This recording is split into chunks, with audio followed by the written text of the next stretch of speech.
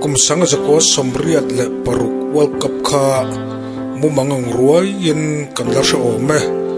Brazilian football Pathian mingthang ziko chet Sual na po kha kan la sha thein arin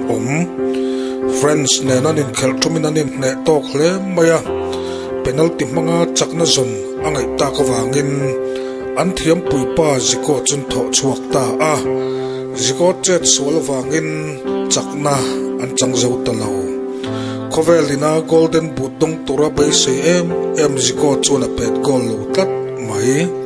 Brazil ram mi pui tabianga chuan mitui luang na sangai mai champion turin kai chu final than ma in lungai na mitui nen anrama zak takan kir ngai ta abi takin ziko tan chuan aza thakina shom ngeyang le Brazil khopuan zu thenga thona tangan han chuk churam mi pui ta chuan bei sei lo dan dewin an lo muak ta tat mai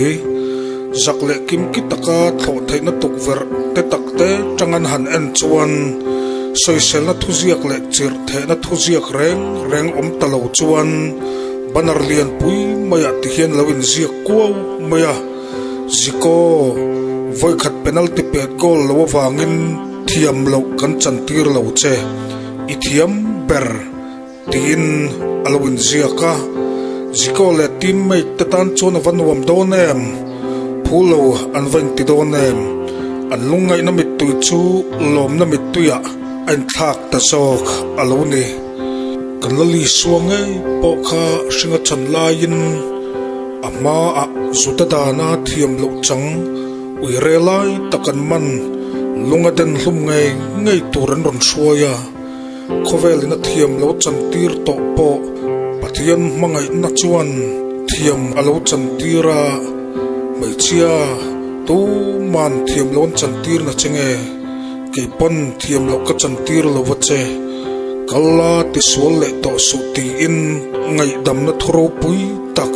a au chua pui ani kha voinia hian thian du tak nang le kai po hian ti Sual chang kan nei fo thina chu kan thil ti Sual mang te le kan ti to Sual ser lui mang te chuan mel ma pa chuan salatang le turin min ron zui thina ti chuan kan ti Sual ser te hai langin thiam lo in chantira ma ni poin ngaidam hlei thei lo khopa min salbe atum thina ani nima sala Pathian mangai na chuan kan Sual na le kan bo chiat na lam en lovin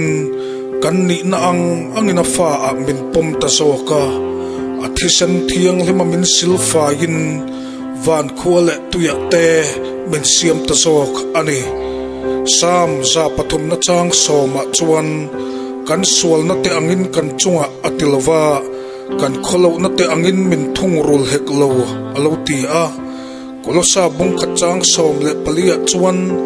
ama a chuan tan na kan moni kan Sual te ngaidamna chu ti in kan hubokani ole hetiang ko pachianga Pathian mangai na le ngaidamna changtu te hian engwangin nge kan tluk san fo sile Pathian thuthiam mingthang le mithiang lim ti hial lan ko Saint Augustine meu pokhan fam kim lo na khovela hian tlin lo na le sul nubol lo tak alo nei ve thawani ome ahun masalama chuan no chisuar ngai zong alo nei ve aniang lena tekalin achetlavel thin ani mel nikhat chu pian tharto nuwa kotlera kallai chu no chisuar chuan alo hmu a awa Augustine ti ina awa Augustine chuan chuno chisuar au na chu halo ni takin ding takin malama akal zela chunu chuna zui zela Augustine na chuan Augustine keima khakania lom ti na minga seita a Augustine chuan ti hian changa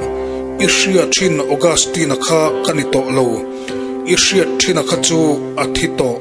tunami hi chu Krista siam thar Augustine ani ti in alo changa ni anti ole thian du tak he khovel thil setana chei moi chop hi chu a reng don ait ngai na it rengang nima sala nang le kei hi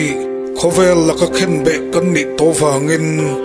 heng khovel thili kan khoi arem to lova kan tan khovel po hi khen be ani to a